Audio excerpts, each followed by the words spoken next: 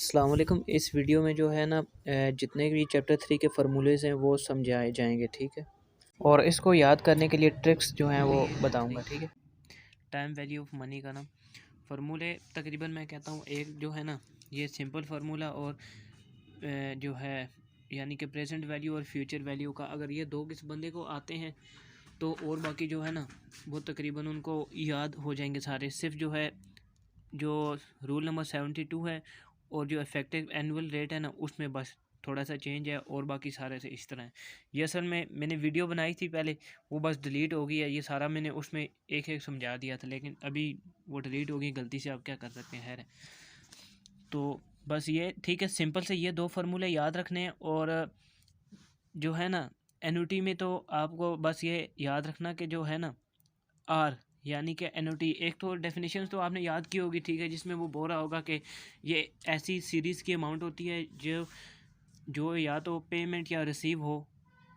और जिस तरह के मतलब फॉर एग्जांपल अगर बोले कि क्या नाम है जो है 1000 जो है ना वो उसको बार बार यानी कि रिसीव हो रहा है या जैसे भी, वो जो है ना प्रॉब्लम की सिचुएशन पे होगी, फिर उधर से प्रॉब्लम करूँगा तो समझ लग जाएगी।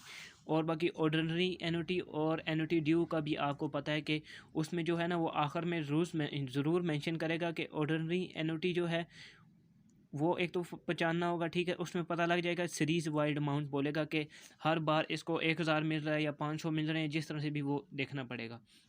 और जो आर है इसका दूसरा नाम भी क्या नाम है, ये ज़्यादातर जो है ना मैंने जो प्रॉब्लम देखे हैं या तो लोन लेते वक्त जो है एनुटी का फार्मूला लग रहा था, या जो है ना कोई कॉन्ट्रैक्ट हुआ हो तो उस वक्त ये जो है ना एनुटी वाला फार्मूला लग रहा था। तो बस थोड़ा सा ये सिंपल सा ही है, ठीक है।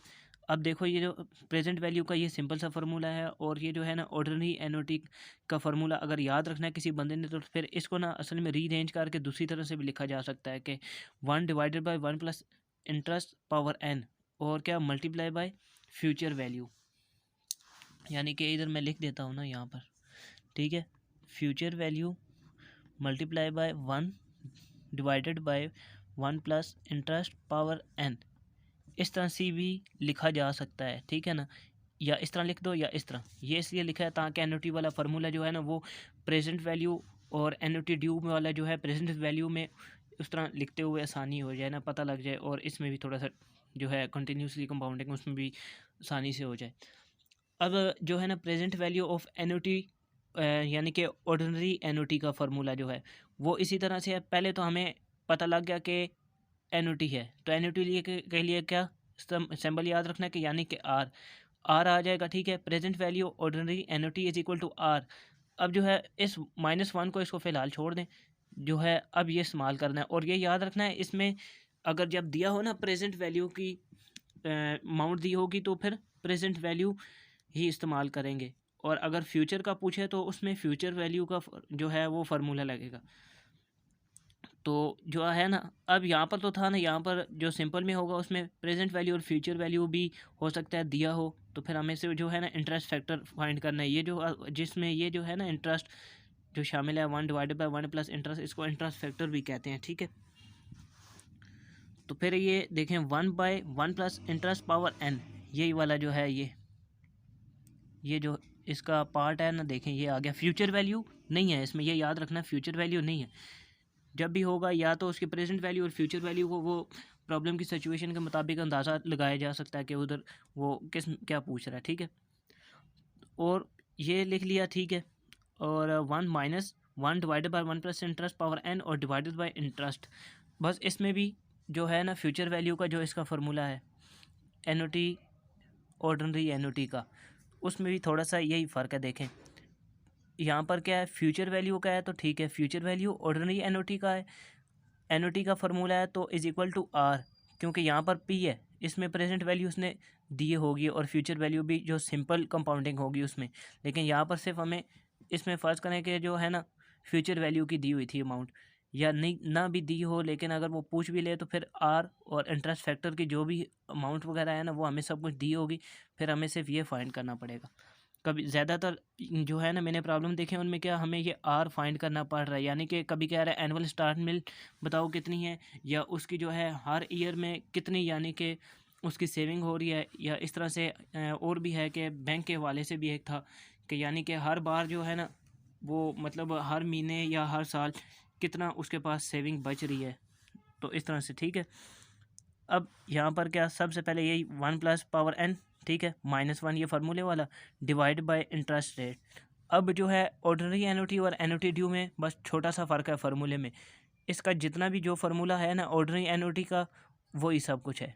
बस सिर्फ आखिर में क्या मल्टीप्लाई बाय किस से कर देंगे, 1 प्लस इंटरेस्ट रेट से। और फ्यूचर जो है ना, future value of annuity due में भी इसी तरह से होगा। देखें वही सारा फार्मूला है, सिर्फ जो है आगे जो है ना थोड़ा सा ऐड कर देंगे, मल्टीप्लाई बाय 1 प्लस इंटरेस्ट। और इसमें यही बोला होगा कि जो है ना प्रॉब्लम में या क्वेश्चन में जो है लाजमी वो कहेगा कि एट द बिगिनिंग में उसको जो अमाउंट है वो रिसीव हो रही है या पेमेंट हो रही है।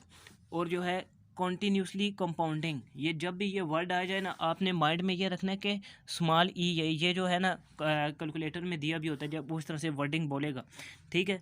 तो इसका जो है प्रेजेंट वैल्यू का फार्मूला क्या बन जाएगा ना, वो जैसे देखें सिंपल सा था, present value future value divided by interest factor. यहाँ पर अब इंटरेस्ट फैक्टर नहीं लिखेंगे क्योंकि कंटिन्यूसली कंपाउंडिंग का है, तो फिर ई, ठीक है, एन, देखें पावर एन था, एन हो गया मल्टीप्लाई बाय इंटरेस्ट रेट। इसी तरह से फ्यूचर वैल्यू का भी सिर्फ थोड़ा सा ही डिफरेंट है, ठीक है, कि यानी कि future value is equal to present value. ये देखें अगर ये वाला याद है तो ये भी इजी है। एनओटी वाले जो दो टाइप्स हैं उनका फार्मूला भी पता लग जाएगा आराम से, और इसका भी, ठीक है।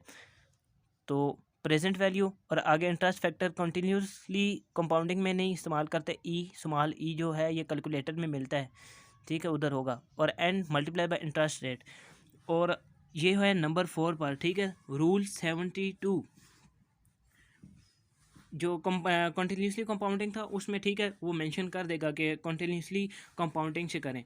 जो रूल 72 है ये इसका सुन लें कि ये जहाँ तक मुझे ख्याल है आया या तो एमसीक्यूज़ में आ जाएगा या हो सकता है प्रॉब्लम में भी आ जाए, लेकिन चांस नहीं बन रहा मेरे ख्याल से। तो जब रूल 72 उस वक्त जो है ना अप्लाई किया जाता है कि जब या वो बोलेगा क्या नाम है, वर्डिंग उसकी किस तरह की होगी, यानी कि डबल क्या होगी, उसकी इन्वेस्टमेंट होगी है, ठीक है, कोई भी, यानी कि अगर कंपनी है, अगर उसने 1 साल किया तो इन्वेस्टमेंट कितना फ़र्ज़ करें 1000 रुपया कर रहा था, $1000 कर लें, ठीक है। तो उसको जब दूसरी बार मिले तो वो डबल अमाउंट हो गया, कह रहा है कि वो कितना 2000 हो गया है, यानी कि 2 साल बाद। और फिर जब आगे वो बोलता है 3 और 4 को मिलाकर फिर कितना 2 से वो 4000 हो गया है। इस तरह से जब डबल का हो रही हो ना इन्वेस्टमेंट हो या डबल अमाउंट हो रही हो, यानी कि वो बोल दे कि 500 था पहले, फिर 1000 हो गया, 1000 था 2000 हो गया, इस तरह से उसकी वो सीरीज़ चलती जाएगी। लेकिन वो एनुटी नहीं होगा, उसमें ये मेंशन करेगा कि डबल अमाउंट हो रही है या इन्वेस्टमेंट हो रही है, जो भी है वो उस तरह से सिचुएशन में पता लग जाएगा, ठीक है। और जो है इसकी एग्जांपल चेक कर लेंगे। और इसमें ये याद रखना है इसका जो फार्मूला बनता है ना वो बहुत इजी ही है, इतना मुश्किल नहीं है। ये असल में मेरे ख्याल से शायद एमसीक्यूज़ में आ जाए, ना भी आए तो कम से कम पता तो होना चाहिए ना, डेफिनेशन में ये आ गया तो फिर फार्मूला इसका क्या होगा 72, ठीक है। ये जो है ना ये फार्मूले वाला है, इसको कोई चेंजिंग नहीं करेंगे। 72 डिवाइडेड बाय, ये चीज़ जो है ना अब याद रखने वाली है, डिवाइडेड बाय या तो ईयर्स अगर गिवन है, ये प्रॉब्लम की सिचुएशन पे डिपेंड करता है। वहाँ पर अगर ईयर्स दिए हैं, रेट ऑफ इंटरेस्ट नहीं दिया हुआ, तो फिर ईयर्स लिखेंगे जितने भी उसे एन, यानी कि एन है वो मंथ्स भी बोल सकता है, ईयर्स भी बोल सकता है। और या क्या लिख सकते हैं, या इंटरेस्ट अगर दिया हो तो इंटरेस्ट इस्तेमाल करेंगे, ये याद रखना है। 72 डिवाइडेड बाय अगर ईयर्स दिया हो तो ईयर्स, तो फिर जब ईयर्स दिया होगा तो इंटरेस्ट रेट नहीं हो सकता, ठीक है ना। वो प्रॉब्लम करेंगे वहाँ से आपको थोड़ा सा समझ आ जाएगा। तो इसका ये बस छोटा सा यही सिंपल सा फार्मूला है, 72 divided by years divided by interest rate, या ईयर्स या इंटरेस्ट रेट दोनों में से। और बाकी ये है कि इफ़ेक्टिव एनुअल इंटरेस्ट रेट, ये भी आसान ही है, इतना मुश्किल नहीं है। इसका बस मेन चीज़ है जो फार्मूला जो है ना याद करना पड़ेगा, 1 प्लस, ठीक है, whole bracket interest power M. M यहाँ पर ये क्या है, ठीक है, एम ये याद रखना है। जिस तरह बस का तो प्रॉब्लम में बोल देता है ना सेमी एनुअली या क्वार्टरली बोल दे, तो फिर इस तरह के जो है ना जो मतलब पीरियड्स बता देगा कि सेमी एनुअली फाइंड करना है, क्वार्टरली फाइंड करना है, तो फिर एम कितना हो जाएगा। अगर सेमी एनुअली है तो वो कितना हो जाएगा 6, ठीक है। क्वालिटी बोल दे तो 4, और यहाँ पर भी वो चेंज हो जाएगा इस तरह से m और -1, वो प्रॉब्लम होगा तो ये उधर से सोल्व हो जाएगा आराम से, ठीक है। ये था जब कंपाउंडिंग यानी कि सिंपल कंपाउंडिंग का बोले। अगर वो बोल, और ये याद रखना है कि ये जो आई है ना, आई ये कौन सा दिया होगा, ये यानी कि नॉमिनल इंटरेस्ट रेट, मैं इसको शोर सा लिखूँ, नॉमिनल इंटरेस्ट रेट दिया होगा। अमाउंट से, इस फार्मूले में अमाउंट से कोई हमारा जो है ना लिंक नहीं है, बस सिर्फ जो है इंटरेस्ट देखना है। आगे अगर उसने एनुअली बोला है तो ठीक है, एम की जगह पर 1 आ जाएगा और यहाँ पर भी 1 आ जाएगा। सेमी एनुअली है तो 6 6, क्वार्टरली 4 4, ठीक है। तो इस तरह से ये जो है नॉमिनल रेट इंटरेस्ट लेंगे, और ये याद रखना है कि इसका आंसर वही आएगा जहाँ, यानी कि जो इफेक्टिव एनुअल इंटरेस्ट रेट निकलेगा इस फार्मूले में जब वैल्यूज़ डालेंगे तो फिर वो हमारी वैल्यूज़ कौन सी आ जाएंगी, हमारी वैल्यूज़ वापस जो वैल्यू नहीं बल्कि एक परसेंटेज आएगी, वो इंटरेस्ट रेट जो दिया होगा ना, नॉमिनल इंटरेस्ट रेट, बिल्कुल उसी के इक्वल आएगा, आना चाहिए। और अगर बोले वहाँ पर बोले कि कंटिन्यूसली से करें और इफेक्टिव इंटरेस्ट रेट हमने फाइंड करना है, तो उस वक्त क्या फार्मूला आ जाएगा, कंटिन्यूसली का मैंने बोला है, ये सिंपल याद रखना है ई, और बाकी इंटरेस्ट फैक्टर इंटरेस्ट खाली सिर्फ इंटरेस्ट पावर ई पावर इंटरेस्ट -1। तो ये इस तरह से ये जो है ना सारे ये फार्मूले हैं, ठीक है। अब जो है जो दूसरे आगे मैं नेक्स्ट कराऊंगा ना, उसमें आ जाएंगे सारे प्रॉब्लम आ जाएंगे। ये अब जिस बंदे ने अपने पास पिक लेनी है तो इस तरह से रख सकता है, ठीक है।